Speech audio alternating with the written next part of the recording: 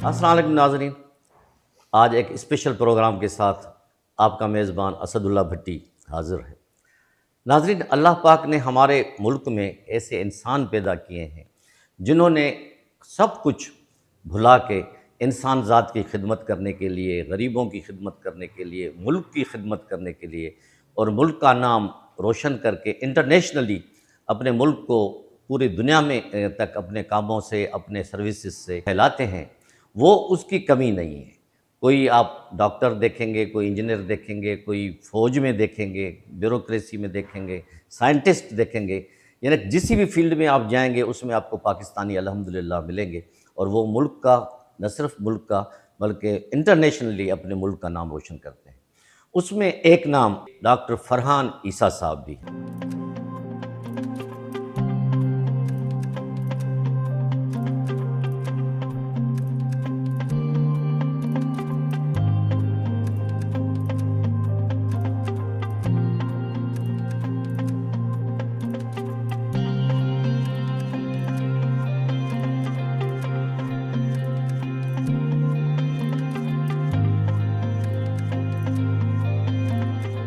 एक दफ़ा फिर मैं ये कहूँगा, ये आज हमारी खुशनसीबी के है कि डॉक्टर फरहान ईसा साहब आज हमारे मेहमान हैं। अस्सलाम डॉक्टर साहब, अस्सलाम वालेकुम। कैसे हैं आप? ठीक ठाक, सब खैर? सब खैरियत और थैंक यू सो मच कि आपने इनवाइट किया। आपका तो प्रोग्राम बहुत ही पॉजिटिव है थैंक और you I very think much. Pakistan को इसी पॉजिटिविटी की ज़रूरत बिल्कुल। है। डॉक्टर साहब, मेरा आपसे रिश्ता जो है तकरीबन 20 साल से ज़्यादा का है। हम कहीं न कहीं एक दूसरे से मिलते रहते हैं और आपको तो मैं अपनी बात नहीं कर रहा हूँ, दुनिया जानती है अल्हम्दुलिल्लाह। आपने इतना डेवोटेड हो कि आपकी पूरी फैमिली ने काम करते हैं पाकिस्तान के लिए कि लोग आपको अप्रिशिएट करते हैं, क्योंकि हम मीडिया के आदमी हैं, हमें फीडबैक मिलता ही रहता है। सबसे पहले मैं आपसे बात करूँगा, आपका बचपन कैसे गुज़रा? स्कूल की तालीम कहाँ से शुरू की, ताकि हमारे व्यूअर्स जो है वो उसको आपको पूरा शुरू से ही जान सकें? नहीं, thank you so very much जी। स्कूलिंग जो है जी मेरी सेंट पैट्रिक हाई स्कूल से हुई और मैं समझता हूँ बहुत ही अच्छा काम कर रहे हैं ये जो मिशनरी जी, स्कूल्स जी, हैं। जी।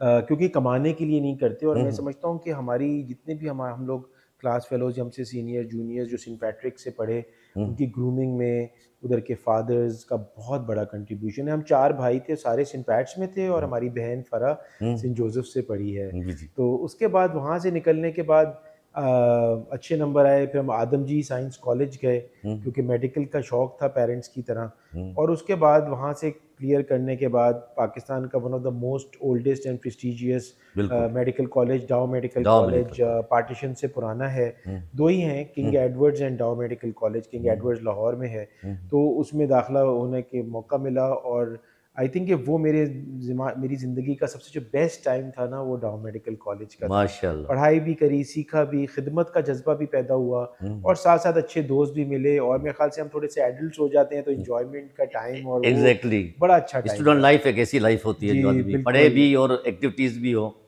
तो जी। उसके बाद फिर डाउ मेडिकल कॉलेज से निकले। हुँ।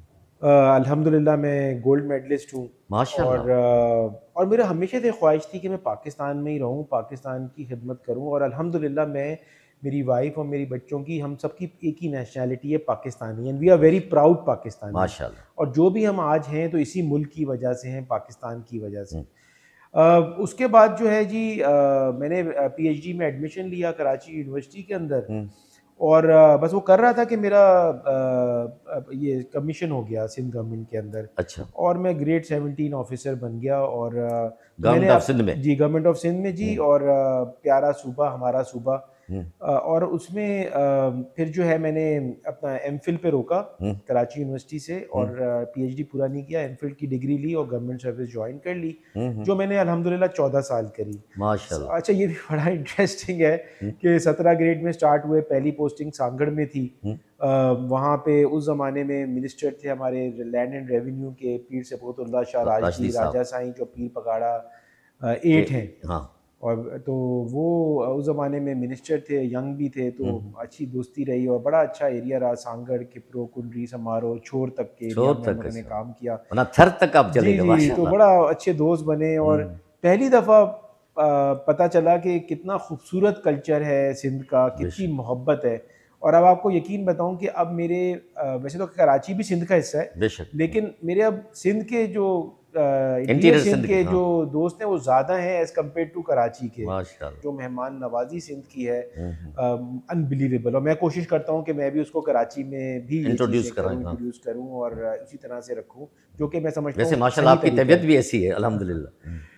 फिर उसके बाद जो है जी सिलसिला ऐसा स्टार्ट हुआ कि अलग अलग जगहों पे पोस्टिंग करने के बाद जो है आखिर में फिर मैंने रियलाइज़ किया 10 साल बाद कि अपनी मेडिकल फील्ड में वापस आना चाहिए और टीचिंग लाइन पे आना चाहिए। तो मैंने फिर डाउ मेडिकल कॉलेज ज्वाइन किया पढ़ाने में, जहाँ से पढ़ा था। और माशाल्लाह। वो ज़माने में हेल्थ डिपार्टमेंट के अंडर था, हम्म। प्रोफेसर डॉक्टर टीपू सुल्तान हमारे प्रिंसिपल थे, बहुत ही माशाल्लाह। ज़बरदस्त। बहुत ही और प्यारे इंसान। जी जी, और उधर मैं आ गया हेल्थ, मतलब वो है था भी हेल्थ गवर्नमेंट ऑफ सिंध के अंदर ही था हम्म। उस ज़माने में। और फिर उधर आया, फिर उसके बाद फिर मैं बड़ा ग्रेटफुल और थैंकफुल हूँ यूएस स्टेट डिपार्टमेंट के, कि यूएस स्टेट डिपार्टमेंट की बहुत ज़्यादा स्कॉलरशिप्स आती हैं। हम्म। और मुझे भी अपॉर्चुनिटी मिली हार्वर्ड यूनिवर्सिटी जाने की, माशाल्लाह। THN Harvard school of public health. फिर मैंने पीएचडी में दोबारा इनरोल हो गया था। हम्म। फिर मैं अल्हम्दुलिल्लाह फिर पीएचडी किया मैंने, स्प्लिट प्रोग्राम था कराची यूनिवर्सिटी और यूएस हार्वर्ड का। हम्म। और हमने करके अल्हम्दुलिल्लाह मतलब वहाँ से भी ट्रेनिंग करी, और उसके बाद वो क्लियर करने के बाद जो है फिर मैंने समझें कि डॉ में मैं असिस्टेंट प्रोफेसर हुआ, फिर करते करते प्रोफेसर होके फिर मैंने मतलब बेसिकली रिज़ाइन कर दिया गवर्नमेंट सर्विस से, क्योंकि उस वक्त हमारी ईसा लैब अल्हम्दुलिल्लाह बड़ी हो रही थी और पूरे हम्म। पाकिस्तान में बढ़ उनकी रही शाखें थी। कायम हो रही थी, और मेरी ये ब्रांचेस। बात है कि मैं जी जो भी काम करता हूँ वो कमिटमेंट के साथ करता हूँ। सही। तो मेरे पास चॉइस ये थी कि मतलब मैं कि मैं एक दोनों में से एक को सिलेक्ट करता। हम्म।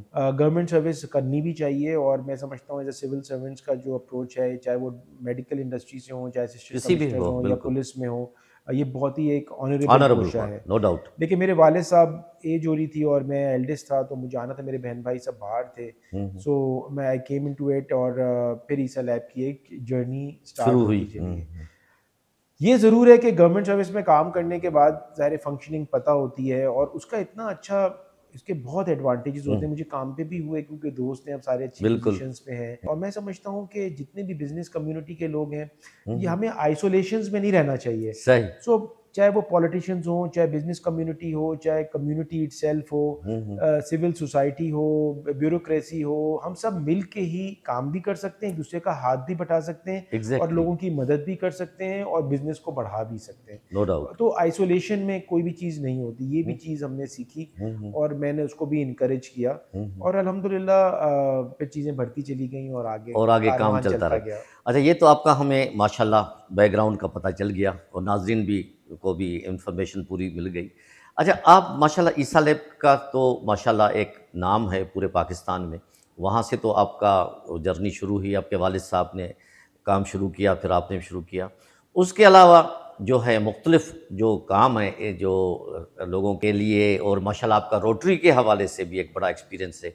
थोड़ा रोटरी के हवाले से भी कुछ थोड़ी सी बात बताएं। देखिए, रोटरी मैंने ज्वाइन करी थी 2000 में, 2000 में। और उस वक्त मुझे पहली दफ़ा पता चला, उसमें अज़ीज़ मेमन साहब, फैज़ किदवाई साहब, कर्नल तनवीर, बहुत सारे मेरे जो हैं जो उस ज़माने में जो हमें आइकॉन्स थे, जो हमें गाइड करने वाले थे।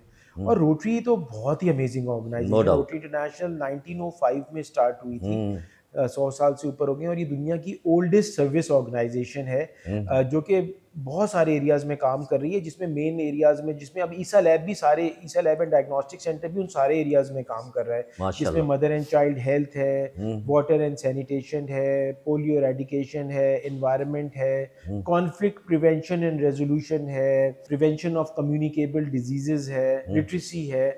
और आई टेल यू, ये वो सारी चीज़ें हैं जिनको पाकिस्तान की अशद ज़रूरत है, और रोटरी की बहुत सारी ग्रांट्स अवेलेबल होती हैं। जी जी। लोगों को मैं कहूँगा कि आप प्लीज़ रोटरी ज्वाइन करें, और ग्रांट्स को अपने लोगों के लिए लें, और आप उसको कम्युनिटी में लगाएं, और एक प्रोसेस के अंदर आएँ, क्योंकि जब एक बंदा काम करता है ना, तो वो एक अलग तरीका होता है। जब हाथ बढ़ जाते हैं तो फिर बहुत आप बड़ा काम कर सकते हैं। जैसे कि शेर है, मंजिलों की बात छोड़ो, किसने पाई मंजिलें, वाह। मंजिलों की की बात छोड़ो, किसने किसने। पाई मंजिलें, एक सफ़र अच्छा लगा, एक हम सफ़र अच्छा लगा। वाह, तो जब मिल जबरदस्त। के आप सफ़र साथ करते हैं तो मंजिल फिर मिल ही जाती है। Exactly. That's how it is.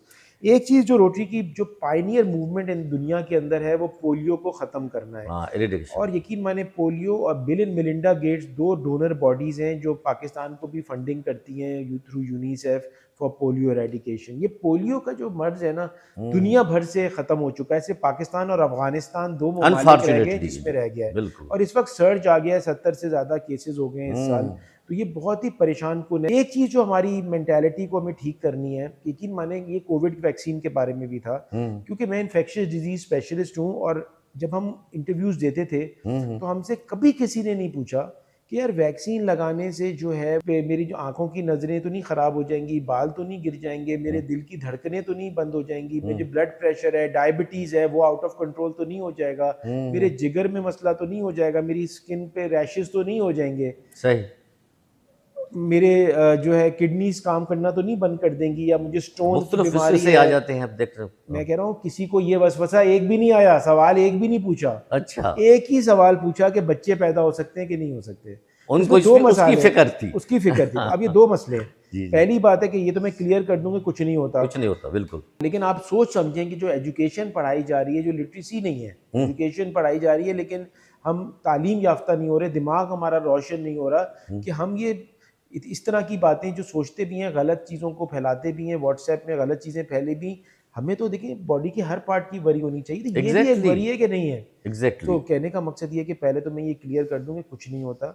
आसफा भुट्टो पहली खातून थी, बच्ची थी जिसको बेनज़ीर भुट्टो साहिबा शहीद ने जो है वो पोलियो ड्रॉप पिलाए थे। अगर आप उस ज़माने में पाकिस्तान की पॉपुलेशन देख लें और आज की देख लें तो बढ़ रही है, बढ़ रही है। मेरे दोस्त कुछ मजाक भी कर रहे थे कि हमें तो लगता है कि ये पोलियो ड्रॉप जो है ज़्यादा बच्चे पैदा कर रही है। तो कहने का मकसद है कि ये मिसकंसेप्शन नहीं होनी चाहिए। सेहत सबसे ज़्यादा ज़रूरी है और उसके ऊपर अटेंशन देनी चाहिए। बिल्कुल। विमेन एम्पावरमेंट पे भी हम बहुत ज़्यादा काम कर रहे हैं। हमने 9,500 से ज़्यादा लेडीज़ को बाइक चलाना सिखाया है। माशाल्लाह। हमने जो है जी ये अभी हमारा इस महीने टेनिस का इवेंट हो रहा है। स्पोर्ट्स में हम क्रिकेट को नहीं करते थे, लेकिन पाकिस्तान स्पोर्ट्स बोर्ड में के लोगों से, तो पाकिस्तान क्रिकेट बोर्ड के लोगों से बात हुई तो आप यकीन माने कि पहले से पाकिस्तान में जो टीम्स आती हैं बाहर की, वो कहीं घूमने नहीं जाती। जब श्रीलंका ने एक बहुत अरसे पहले एक बॉम्ब ब्लास्ट हुआ था तो हमारी बात हुई तो स्टेडियम जाती थी, एयरपोर्ट आए, एयरपोर्ट से होटल, होटल से स्टेडियम, फिर वापस होटल और वापस बाहर। तो हमारी बात हुई कि तो उन्होंने कहा कि भाई आप ले जाइए, हम आपके साथ चलेंगे। सही। तो हम साउथ अफ्रीकन विमेंस टीम आई हुई थी और पाकिस्तान विमेंस टीम थी, हमने उनको जो है वो हम मरीना क्लब ले गए, thanks to DHA, thanks to core commander Karachi जिन्होंने फैसिलिटेट किया, और हम उनको बोट राइड पे ले गए और उनको हमने अजरकें भी दी, टोपियां भी पहनाई, और यकीन माने वो इतनी पॉजिटिविटी फैली कि पाकिस्तान का मैं समझता हूँ सॉफ्ट इमेज इसी तरह से होगा। अल्हम्दुलिल्लाह। अच्छा डॉक्टर साहब, माशाल्लाह आपने रोटरी की बहुत बड़ी बातें बताई, और रोटरी का मैं भी खुशकिस्मती से मेंबर भी हूँ अल्हम्दुलिल्लाह। तो आपसे वहाँ भी मुलाकातें होती हैं, और माशाल्लाह आपके ये सर्विसेज से आपको माशाल्लाह एक कमांडर का एक ओहदा भी दिया गया, उसको भी थोड़ा सा एक्सप्लोर। पहले तो समझता हूँ कि हमारी जो पाकिस्तान की सालमियत है ना, वो हमारी मिलिट्री का बहुत बड़ा कंट्रीब्यूशन है, जिसने जोड़ के रखा हुआ है। जो चैलेंजेस मुल्क के बाहर हमारे पाकिस्तान से दुश्मनों से आते हैं और मुल्क के अंदर के दुश्मनों से आते हैं, उन सबको एड्रेस करती है। और मैं सलाम पेश करता हूँ पाकिस्तान मिलिट्री को, जिसमें आर्मी, एयरफोर्स, नेवी, और उसके साथ साथ जो है वो जो शोधा हैं उनके लिए दुआ गो भी है, और उनकी फैमिलीज़ के लिए उनको अप्रिशिएट भी करते हैं और दुआएं भी करते हैं, और उनकी फैमिलीज़ के साथ हम सपोर्ट भी करते हैं। सबसे इम्पॉर्टेंट चीज़ ये है कि हम जी साहिल वेलफेयर एसोसिएशन एक नेवी की है, कमांडर पोस्ट के अंडर चलती है, उसके साथ हम काम करते थे। और अल्हम्दुलिल्लाह जब कोविड में भी मॉलिक्यूलर पैथोलॉजी की लैब भी इस्टेब्लिश करी, और ऐसे बेतहाशा राशन डिस्ट्रीब्यूशन भी बहुत इंपॉर्टेंट था उस ज़माने में, पूरी सर क्रीक तक की। और हमारी टीम ने, जिसमें सैटरडे वेलफेयर ग्रुप और दानिश अमान और जाहिद और बहुत सारे लोग इन्वॉल्व थे। इसी तरह से हमने मिलिट्री के साथ जैसे कोविड सेंटर इस्टेब्लिश किया, और हमने पूरे सिंध में जो है वो पुलिस की भी ट्रेनिंग की थी कि कोविड से कैसे बचा जाए, क्योंकि वो लॉकडाउन लगा रहे थे कि उनको खुद कोविड ना हो जाए। और ये फील्ड आइसोलेशन सेंटर कराची जो 5 कोर के साथ मिलके इस्टेब्लिश हुआ, पहला कोविड सेंटर पाकिस्तान का, वो भी मिलिट्री लीडरशिप में इस्टेब्लिश हुआ। उसमें सारी मिलिट्री के अफवाज थे, और उसके अंदर जो ईसा लैब ने बल्कि पहले दिन से लास्ट तक फ्री डायग्नोस्टिक्स की थी, और उसके बाद दूसरे शहरों में कोविड सेंटर इस्टेब्लिश हुए। तो ये बहुत सारी जो मिलिट्री और नेवी के साथ काम करने की वजह से आई एम वेरी ऑनर्ड। मेरे ख्याल से मुझे 150-200 लोकल और इंटरनेशनल पाकिस्तान में और इंटरनेशनल अवार्ड्स मिले हैं, लेकिन अगर सारे अवार्ड्स वो 3 गुना भी कर दिया जाए, और ये जो ऑनर मुझे पाकिस्तान नेवी ने दिया, ऑनरी रैंक कमांडर की, मैं उसका बहुत ग्रेटफुल हूँ। और यकीन माने मेरे व्हाट्सएप पे भी मैं बहुत ही ऑनर्ड हूँ, मैंने उसकी तस्वीर जो है यस, यूनिफॉर्म में लगाई हुई है। सबने देखी, मैंने भी क्योंकि देखी। आजकल देखिए हमारे यहाँ 5th जनरेशन हाइब्रिड वॉर हो रही है, तो बहुत सारे जो दुश्मन मुल्क हैं वो हमारे आपस में लड़ाने के चक्करों में है। बिल्कुल। कम्युनिटी को मिलिट्री के साथ, मिलिट्री को जज जुडिशरी के साथ, ब्यूरोक्रेसी को, हर एक को आपस में लड़ा रहे हैं, पॉलिटिकल पार्टीज को भी आपस में लड़ा रहे हैं, इतनी बातें कर रहे हैं कि जिससे इंसान को गुस्सा आए। और सोशल मीडिया का एक जो जिन जो बोतल से बाहर आ गया है ना, बहुत ज़्यादा। वो जो है ना वो बहुत ही डिस्टर्बिंग है। No तो मैं doubt। बहुत प्राउड हूँ कि मुझे यूनिफॉर्म ऑनरी मिला है, और मैं बहुत प्राउड हूँ ऑनरी सर्जन कमांडर बन के, और मैं माशाल्लाह। उसको सबको बताता भी हूँ और मैं सबको समझाता भी हूँ कि हमारे मुल्क में हर और ये किसी किसी को मिलता है, ये हर एक के बस की बात नहीं। जी, मैं बहुत ऑनर्ड हूँ। और मेरे ख्याल से मुझे मिलने के बाद, और जितने भी मेरे दोस्त अहबाब हैं जो कम्युनिटी में इन्वॉल्व हैं, वो सब जो है वो करीब हो रहे हैं मिलिट्री के, वो काम भी कर रहे हैं नेवी के साथ ख़ास तौर पे। और पाकिस्तान नेवी जो है वो बहुत ही प्यारी नेवी है, हमारी पाकिस्तान प्रोफेशनल है हाँ, पाकिस्तान नेवी। जो चाइना को भी ट्रेंड कर रही है। जी, चाइना को नहीं, बहुत पूरी सारे दुनिया को ममालिक, चेंज किया है, अफ्रीकन ट्रेंड किया है। कंट्रीज़ को, श्रीलंकन, जो अभी हमारा आइडियाज़ हुआ जी। था, आइडियाज़ भी दुनिया का बहुत I think बड़ा बहुत इवेंट ही था। बड़ा इवेंट था। उसमें 550 स्टॉल से 350 तकरीबन 330 प्लस कंपनी, इंटरनेशनल कंपनी ने पार्टिसिपेट किया था। बिलियंस की बिलियंस हुई की डील थी। थी और और 27 अब से ज़्यादा ममालिक के जी, आए थे। उसमें भी नेवी ने बहुत सारे इवेंट्स को होस्ट किया, नेवल चीफ्स आए हुए थे बहुत सारे। और अभी माशाल्लाह नेवी जो है वो अमन एक्सरसाइज कर रही है, जी, जी। वेपन्स फॉर पीस का कॉन्सेप्ट लाई है, और माशाल्लाह वो भी एक बेंचमार्क होगा। और देखिए, हमें पाकिस्तान का अगर सॉफ्ट इमेज बनाना है, एक अच्छा प्रोफेशनल इमेज बनाना है, एक ऐसा इमेज बनाना है कि लोग बिजनेस कर सकें, जैसे अभी हमारे जनरल आसिम मुनीर साहब का विजन है, जिन्होंने और प्राइम मिनिस्टर के साथ मिलके, और एक मतलब एक लीगल एंटिटी है बिल्कुल, वो मुल्क को सही नमूने करने से SIFC, special investment facilitation council, जो वन विंडो ऑपरेशन कर रही है, बिजनेस को पाकिस्तान में इन्वेस्टमेंट्स आएँ उसको इनकरेज कर रही है, वो बाहर की ममालिक तक जा रही है। उसी विजन को, सॉफ्ट इमेज को करके, जो लो हैंगिंग फ्रूट्स जो इन्होंने आइडेंटिफाई किए हैं बिल्कुल प्रोफेशनली, वो हैं एग्रीकल्चर, IT, डिफेंस और माइंस एंड मिनरल से स्टार्ट हुआ है। हमने उनको कहा है हेल्थ भी।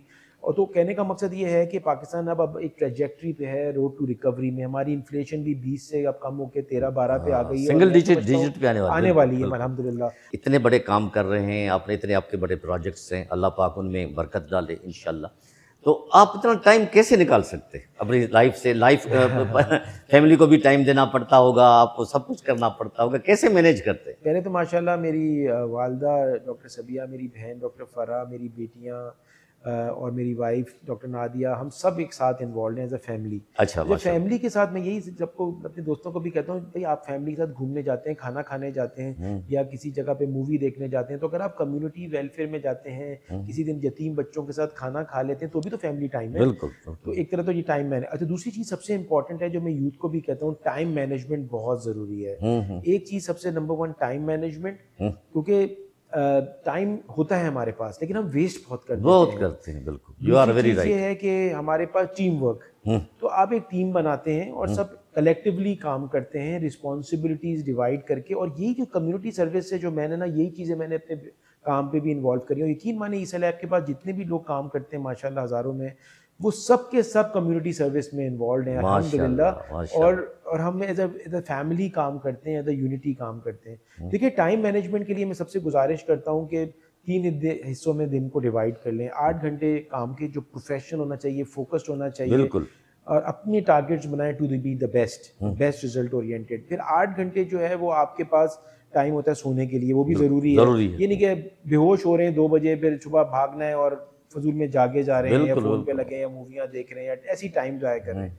और बाकी के जो 8 घंटे हैं उसमें फैमिली टाइम, और एक चीज़ है अपनी फिटनेस का टाइम, और तीसरी चीज़ है कि मी टाइम भी बड़ा ज़रूरी है। मी टाइम का मतलब ये कि जिसमें आपको शौक है, जो भी आपकी हॉबी है, जो भी इंटरेस्ट है, तो अगर टाइम मैनेजमेंट की जाती है तो आप बहुत कुछ कर सकते हैं। अच्छा डॉक्टर साहब, अभी आपने हॉबीज़ की बात भी की, अपने प्रोजेक्ट्स की, इसमें मुझे 2 क्वेश्चंस जहन में आ रहे हैं। एक पहली बात जो है, जो आपने कहा कि मोटरसाइकिल से ख़वातीन के लिए आप लोग वो प्रोजेक्ट बनाया हुआ है, इसमें ख़वातीन को जब आपने, या लड़कियों को, बच्चियों को आपने लिया, तो कोई आपको उनके वालिदैन की तरफ से, कोई मुआशरे की तरफ से, सोसाइटी में कोई रेजिस्टेंस जी कोई? अल्हम्दुलिल्लाह हमने जी 9,500 से ज़्यादा लेडीज़ को जो बाइक चलाना सिखाया, अब उसमें कस्टम्स की लेडीज़ भी हैं, उसके माशाल्लाह। अंदर टूरिज्म डिपार्टमेंट की भी हैं, हम ऑर्गेनाइजेशन के साथ भी कोलैबोरेट कर रहे हैं। हम्म। नहीं नहीं, शुरू में आए, शुरू में शौहर आ गए कि अभी क्या सिखा रहे हैं, वालिद साहब आ हाँ, गए, इस तरह पूछ रहा हूँ। लेकिन अब आके थैंक यू कहते हैं। वेरी क्योंकि गुड। होता ये था कि सुबह उनको बच्चों को स्कूल छोड़ना पड़ता था,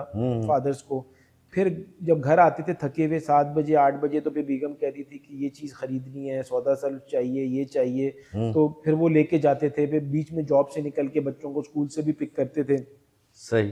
तो अब वो कहते हैं कि बेगम जो है वो सारी चीज़ें कर लेती है, और जब हम घर पहुंचते हैं तो सब कुछ हुआ हुआ होता है, बेगम भी खुश होती है, काम भी हुए हुए होते हैं, तो माशाल्लाह। बड़े ग्रेटफुल हैं। और ये चीज़ अब मूवमेंटम पकड़ रही है, और मैं समझता हूँ कि हमें मुआशरे को इस चीज़ को इनकरेज करना चाहिए। No doubt. देखिए, बाइक पे तो लेडीज़ वैसे भी बैठती है ना, मतलब ऐसा तो नहीं कि नहीं बैठती, अगर चला रही हैं तो इसमें कोई बुरी बात थोड़ी है। बात नहीं, हाँ। आपको बताऊँ, हैरेसमेंट औरतों की ज़्यादा मुश्किल है जब वो घर से निकल के बस स्टॉप तक जाती हैं, फिर बस में बैठती हैं, टाइम पे नहीं चल रही, वेस्टेज भी है। और एक जो सबसे ज़्यादा इम्पोर्टेंट चीज़ है ना, वो एक पहिया है इकोनॉमी का। देखिए, पाकिस्तान की इकोनॉमी, घर भी उससे बेहतर चल सकता है, घर की इकोनॉमी, नो डाउट। जब मियाँ बीवी दोनों काम कर रहे हैं, क्योंकि अखराजात बहुत बढ़ गए हैं। बहुत। और हमें जो है वो, अगर बीवी काम करने जाएगी, पढ़ी लिखी भी इतनी सारी लड़कियां होती हैं, नहीं भी है तो स्किल्ड हैं, फैक्ट्रीज हैं, एग्जैक्टली। तो उनको आसानी पैदा होगी और घर में पैसे आएंगे, तो आप बहुत सारी चीज़ें कर सकते हैं। तो इसके लिए बहुत ज़्यादा ज़रूरी है कि विमेन एम्पावरमेंट हो, लेडीज़,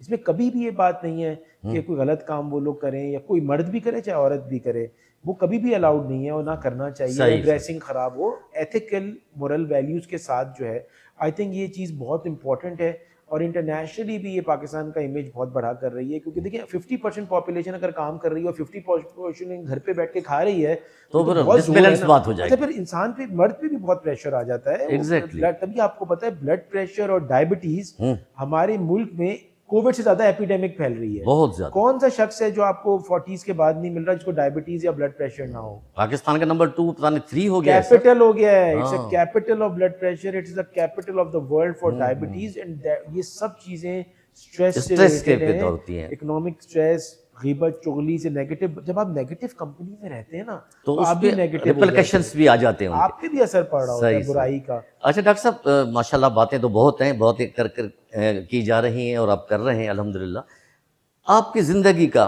कोई एक नाकाबिल फरामोश ऐसा वाक़या जिसको याद करके अभी भी आपको थोड़ा सा खुशी होती है, या कुछ ऐसा कुछ होता है कि काश इससे भी बेहतर होता, कोई ज़िंदगी का एक ऐसा नाकाबिल फरामोश? देखिए, मेरे लिए तो इस वक्त जो सबसे बड़ा जो मेरे लिए ऑनर था, जैसे आपको मैंने गुजारिश करी थी कि वो ऑनरी कमांडर बनना है। सही। मेरा जो सबसे, अगर आप मेरे अलग अलग कर लेते हैं, एक ये तो गया एज अ ऑनर जी। दूसरा हो गया कि जो सबसे पहले मैं खाने काबा गया, मक्का और मदीना गया, तो वो जो मेरे जहन पे जो इमेज बना उसका, सुभान अल्लाह, और जितने मुझे कुर्बत हुई, और इसी वजह से मैंने जो मुझे थैंक्स टू कोर कमांडर साहब और DHA कराची एक प्लॉट भी मिला आपको उन्होंने अपने डिफेंस में फेज 8 के अंदर, जिसके अंदर या तो मैं हॉस्पिटल बना सकता था, स्कूल बना सकता था, या मस्जिद बना सकता था। तो मैंने जो मस्जिद बनाई है वो मस्जिद नबवी का रेप्लिका है अल्हम्दुलिल्लाह। और उसके अंदर ना सिर्फ मस्जिद बिल्डिंग वाइज जो, बल्कि उसके अंदर भी एक कम्युनिटी सेंटर है, मॉर्चरी है, और मैं चाहता हूँ कि वो इंक्लूसिविटी हो, इक्विटी हो, डाइवर्सिटी हो। जिस तरह मस्जिद नबवी में थे, फैसले थे, होते थे, लोग आके मशवरा करते थे एक दूसरे को, तो वो जो कॉन्सेप्ट है मसाजिद का, जैसे मस्जिद नबवी का था, जो हमारे prophet peace be upon him सल्लल्लाहु अलैहि वसल्लम का, वही चीज़ हम चाहते हैं कि यहाँ पे हो और मोहब्बतें हो। और सहाबा किराम जो करते थे, अहल बैत जो करते थे, और मैं खुद भी सैयद हूँ जी, मैं हज़रत अल्हम्दुलिल्लाह ज़ैनुल आबिदीन के डिसेंडेंट में से हूँ। मेरा सरनेम आबिदीन है, आबिदीन। अच्छा, माशाल्लाह। ABEDIN। हमारा यूथ जो है थोड़ा सा मायूस है, क्योंकि वो ज़्यादातर वो लोग लड़के जो है हमारे, जो मुझे एक स्टेटिस्टिक्स मिली किसी एक अहम ज़राए से, तो बताया गया कि जी तकरीबन 20 से 30 लाख से ज़्यादा यूथ जो हमारा जो क्रीम है वो बाहर मुल्कों में चली गई है गुज़िश्ता कुछ सालों के दौरान। तो आप जिस तरह काम कर रहे हैं, स्टिल यू आर यंग माशाल्लाह, अल्लाह आपको सेहत दे, खुश रखे, तो आप अपने यूथ को क्या मैसेज देना चाहेंगे कि वो क्या करना चाहिए? पहली चीज़ ये है कि अगर 20-30 हज़ार लोग बाहर चले लाख। गए, मेरा पर्सपेक्ट लाख लोग अगर बाहर चले गए, मेरा पर्सपेक्टिव इसमें थोड़ा सा मुख्तलिफ है। मैं कहता हूँ कि अल्लाह उनको खुश रखे। आमीन। देखिए, पहली बात ये है कि फ़िलीपींस जो है उसकी सबसे ज़्यादा जो इकॉनमी चलती है वो उसके जो उनके बाहर नहीं, लोग मेरा हैं। मतलब ये नहीं था, मेरा मतलब था कि आ उनका रहा जो है डिसहार्टेड होके जो जाते हैं। मैं दोनों चीज़ों पे बात जी, करना जी। गुजारिश करता हूँ। तो मेरा पहले कहने का मकसद ये है कि अगर जो बाहर जाते हैं, चाहे डिसहार्टेंड हो या बेटर फ्यूचर के लिए यस। हो या जो भी रीज़न हो, सिक्योरिटी हो, 10 चीज़ों के लिए, तो कोई बुराई नहीं है। ऐसी बेतहाशा कंट्रीज़ हैं दुनिया की जो चलती ही उनकी पूरा जो मेन इनकम आती है वो हमारे उनके ओवरसीज से आती है, और पाकिस्तान में भी बिलियंस ऑफ डॉलर्स इनसे आते हैं। रेमिटेंस आता है, तो बिल्कुल। पहले तो मैं कहूँगा कि बिल्कुल अल्लाह उनको खुश रखे, वो आमीन। जाएं और वो करें। अच्छा, अब जो उनका जो कॉन्सेप्ट है ना, जो यूथ का जिसकी आपने जिक्र किया, वो मैं गुजारिश करूँगा कि हम लोग बेसिकली बच्चे जो यूथ है ना, उनके अंदर एक चीज़ बड़ी बुरी आ गई है। वो ये है, आई थिंक वो जनरेशन में आती है और वो बाहर भी होगी। वो ये है कि what's in it for me, अगर मैं ये काम कर रहा हूँ तो मेरा क्या फ़ायदा है। हाँ, ठीक है, कलेक्टिव नहीं सोचते। इस्लाम में है ना हकूकुल इबाद, 7 लोगों का भी बताएं, कलेक्टिवली इलावा के देना सीखें। हम यहाँ पे सोचते हैं हमें क्या मिलेगा, हमें क्या मिलेगा। अच्छा, दूसरी चीज़ ये आती है कि जिसकी वजह से वो डिसहार्टेंड हो रहे हैं, वो उसकी अनफॉर्चुनेटली एक वजह ये है, पाकिस्तान का कोई फॉल्ट नहीं है, हाँ, वो उनके मेंटोर्स नहीं हैं। तो होता यह है कि जिस फील्ड में आपने जाना है, जैसे अगर मुझे मीडिया में जाना हो तो आपसे बेहतर मेंटोर कोई हो ही नहीं सकता, इतना एक्सपीरियंस है आपका पीटीवी का। मेडिकल इंडस्ट्री में जाना हो तो चले मैं हूँ जैसे, हाँ, अल्हम्दुलिल्लाह। ऐसे बेतहाशा लोग हैं कि जो कि आपको मेंटोर्स जो है ना, तो मेंटोर्स के लिए मैं यूथ को बताता जाऊँ कि एक बंदा जो सक्सेसफुल है वो आपका मेंटोर होना चाहिए उस फील्ड का। अगर आपके वालिद साहब बैंकर हैं और आपको पायलट बनना है तो मेंटोर आपका पायलट ही होगा ना, नो डाउट। लेकिन अब वो क्यों आपकी मदद करेगा। तो ये चीज़ मैंने thanks to again US state department America जाके सीखी। मेरे प्रोफेसर गाड़ी से उतरते थे, मैं किताब उठाता था, उनकी किताबें उठाता था और उनके लिए कॉफ़ी बनाता था। अब या तो वो कॉफ़ी बनाए मेरे लिए या मैं उनके लिए कॉफ़ी बनाऊँ। तो हमने तो सिंध का कल्चर है, हमने तो बिल्कुल, बड़ों के लिए बड़ों करना की है। इज्जत करते हैं, उनके लिए लेकिन काम मैंने करते तो मुझे अंदाज़ा हुआ कि उनके एक थ्योरी मेरी उस वक्त से डेवलप हुई सोशल कैपिटल की, ह्यूमन कैपिटल। तो जब आप कोई ऐसा काम करते हैं तो किसी जिस तरह बैंक में पैसे रखते हैं ना 40,000, तो 40,000 ही निकाल सकते हैं। बेशक। उसी तरह इंसान के दिल में भी एक आपका अकाउंट खुल जाता है, जितने आप ऐसे अच्छे एफर्ट्स करते हैं तो उसके तो उतना ही बड़ा वो आपका काम करता है। तो ये एक सोशल कैपिटल की मैं यूथ को थ्योरी बताऊं। तीसरी चीज़ ये है कि मैं यूथ को ये भी कहूँगा कि एंटरप्रेन्योरशिप की तरफ आएँ, कि आप ये देखें कि कैसे जो है वो आप जॉब सीकर के बजाय जॉब प्रोवाइडर बन सकते हैं। अभी आईटी टेक्नोलॉजी का ज़माना है, आपको पता है जो फ्रीलांसर्स हैं ना पाकिस्तान के, लाखों रुपए वो लोग इसमें कमा रहे हैं। बिल्कुल। और हर बंदा नहीं कर सकता, तो जॉब करना भी सीखें, लेकिन वफादारी, लॉयल्टी, मोरल वैल्यूज़ ये बहुत इंपॉर्टेंट है। बहुत। और आप ये देखें कि आप अपने लिए क्या कर सकते हैं, अपनी फैमिली के लिए क्या कर सकते हैं, अपने मुल्क के लिए क्या कर सकते हैं। आखिरी बात ये कहूँगा कि बच्चे जो हैं सिर्फ अपने बारे में सोचते हैं कि भाई यहाँ पे लॉ एंड ऑर्डर का चैलेंज है। हाँ यार, ये मसला वैसे है तो खैर अब इधर। पाकिस्तान में हर चीज़ बहुत बेहतर हो गई है, अब वो वाला अल्हम्दुलिल्लाह। टाइम जो 15 साल पहले थे अब वो अब है नहीं नहीं। है, बिल्कुल। लेकिन वो ये नहीं सोचते कि उनके माँ बाप यहाँ पे हैं, जो बूढ़े माँ बाप हैं उनका कौन ख्याल कौन रखेगा, रखेगा। उनकी जिम्मेदारियाँ, तो अपनी जिम्मेदारियों से भी नहीं भागना चाहिए। माशाल्लाह, ये आपने लेकिन बहुत ये अच्छी बातें बताई डॉक्टर साहब। जी, मुझे तो सिर्फ आखिरी एक बात बताएं, आपने इतने बड़े काम किए हैं, सब कुछ किया है, कोई ऐसी कोई ख्वाहिश जो आप समझें कि मैं ये भी करूं तो आवाम के लिए, फैमिली के लिए, मुल्क के लिए अच्छा हो? मैं ये ज़रूर चाहता हूँ कि सबसे पहले तो मैं पाकिस्तान के और काम आऊँ। माशाल्लाह। इस हमारी जो धरती है, इतनी प्यारी धरती जिसने हमें अपनी इज़्ज़त दी, ऑनर दिया, और कहीं पे भी आप जाते हैं आप second rate citizen, third rate citizen होते हैं। पाकिस्तान का नाम रोशन करें के लिए मुझे कोई भी चीज़ करनी पड़े तो मैं चाहता हूँ कि और करूँ, और मैं चाहता हूँ कि मैं यूथ को ये चेंज कर सकूँ कि वो इस पैराडाइम से निकलें कि what's in it for me, ये काम करने से मेरा क्या फ़ायदा है। सही। अगर हम समंदर के किनारे कचरा उठाएं तो मेरा क्या फ़ायदा है, मतलब इस तरह की सोच से बाहर निकलें और हम पोलियो को रेडिकेट करें हमारे मुल्क के साथ, क्योंकि ये शर्मिंदगी भी है पाकिस्तान की। हाँ जो ये शो करती है कि इंटरनेशनली आपकी जो है इंटरनेशनली अगर पोलियो हमने रेडिकेट नहीं किया कुछ सालों के अंदर, तो पाकिस्तान में ट्रैवल बैन लग जाएगा, पाकिस्तानी कहीं ट्रैवल भी नहीं कर सकेंगे। बिल्कुल। एक चीज़ मैं ज़रूर चाहता हूँ कि इंसान पाकिस्तान के जहन, पाकिस्तानियों के जहन को खोलने की मदद कर सकें, वोकेशनल ट्रेनिंग के मैं इंस्टीट्यूट इस्टेब्लिश कर सकूं। ज़रूरी नहीं है कि हर बंदा डॉक्टर, इंजीनियर या जी जी साइंटिस्ट बने।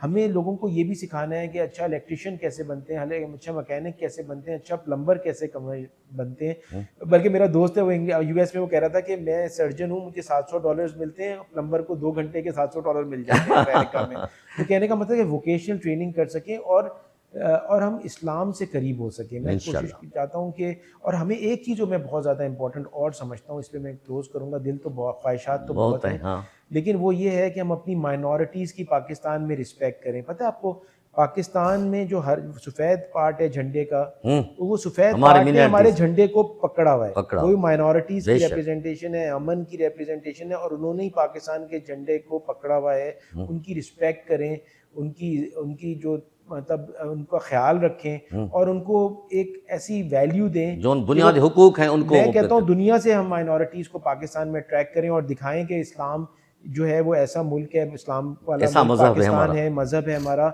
ऐसा मुल्क है जिसमें इस्लाम है, जो सबको वेलकम करता है, और यहाँ पे सब कम्युनिटी, सब लोग सेफ हैं। Thank you very much. आज आपने हमारे गेस्ट स्पेशल प्रोग्राम में डॉक्टर फरहान ईसा साहब की गुफ्तगू सुनी। इन्होंने हर पहलू पे जिक्र किया और हर वॉक ऑफ लाइफ के लोगों के लिए मैसेज भी दिया और अपनी सर्विसेज गिनवाई। ये कोई इनका अपना पर्सनल इनकी वो नहीं थी, ये इन्होंने अपने मुल्क को जहन में रख के, अपने यूथ को, अपने सोसाइटी को, इर्द गिर्द के लोगों को जहन में रख के ये काम कर रहे हैं। अल्लाह ताला ऐसा जज्बा हर एक इंसान में पैदा करे, और इसी से आदमियों को एक मोहब्बत होती है अपने मुल्क से। ये USA में भी पढ़ के आए और पाकिस्तान के कई ऐसे बड़े बड़े इंस्टीट्यूट्स में भी, और जो अभी तक इनका काम जारी है, और इतना इनको प्लाट मिला DH में, तो वो भी उन्होंने अल्लाह की रज़ा की खातिर और नबी पाक सल्लल्लाहु अलैहि वसल्लम की मोहब्बत में इन्होंने ये वहाँ पे भी मस्जिद नबी जैसा उन्होंने वो स्ट्रक्चर बनवाया, ऐसी मस्जिद, कम्युनिटी सेंटर। हम उम्मीद करते हैं कि आपको हमारा प्रोग्राम पसंद आया होगा। अगले हफ्ते फिर किसी और मेहमान के साथ हम आपसे मुलाकात करेंगे। इसी के साथ अपने मेज़बान असदुल्ला भट्टी को इजाज़त दीजिए। अल्लाह हाफ़िज़।